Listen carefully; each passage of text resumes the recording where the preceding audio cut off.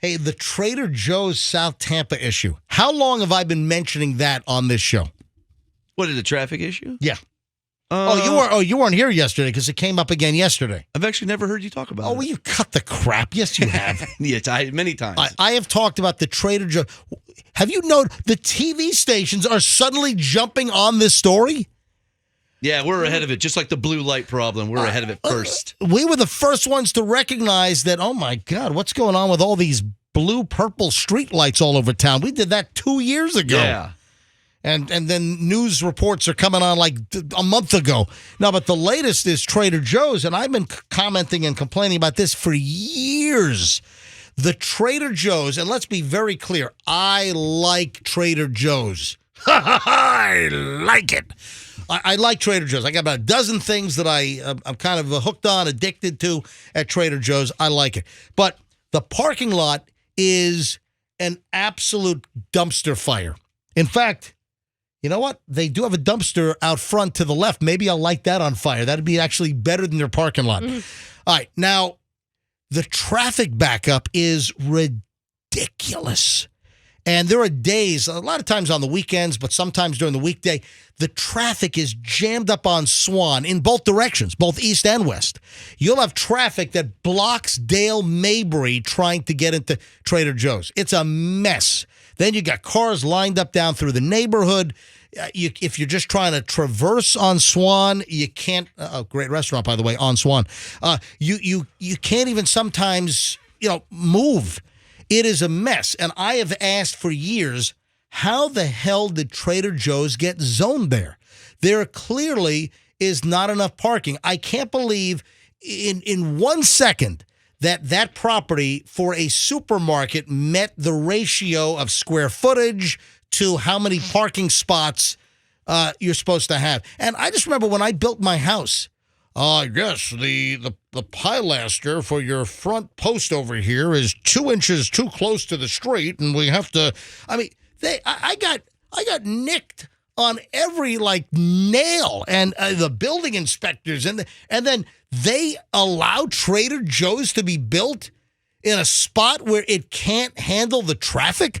So I've been talking about this for years, and now all these Johnny-come-latelys, now it's a big deal. So the TV stations are covering it. I've seen multiple TV reports now. And apparently the city of Tampa is trying to work with Trader Joe's. And how? So you got to hear the latest, and we were alerted to this from a listener yesterday.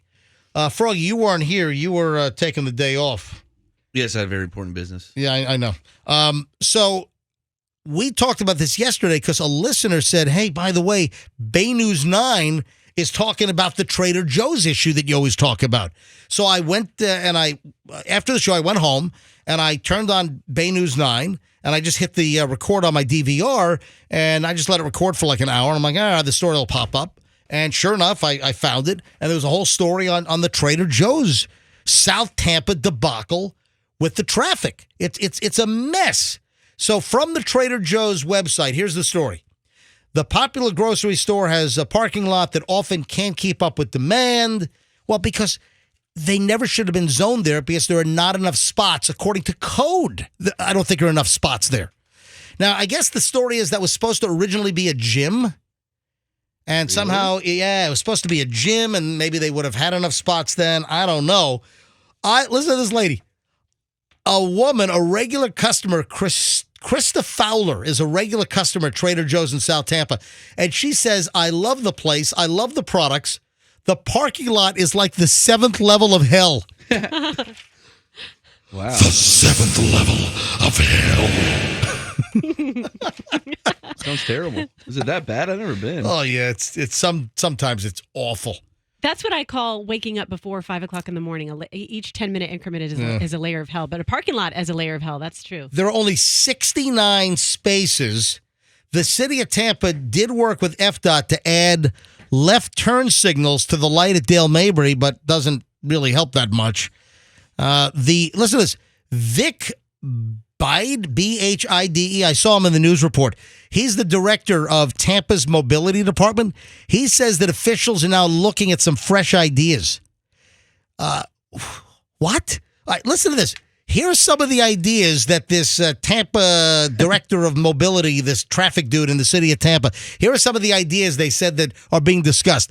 Restriping the parking lot. What are you going to do? How are you going to restripe the parking lot that's going to change the fact that it's just square footage-wise too small by like double? What are you going to make the spot? They're already narrow spots. The spots at Trader Joe's are already, it's door ding city in there. The spots are already too close together.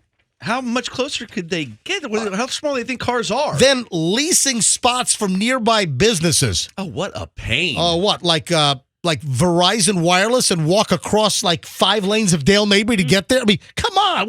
What businesses? How about you can only shop there if you have a smart car? Across the street, you do have the Einstein Bagels and Extreme Juice and Burger King. And people do park there all the time.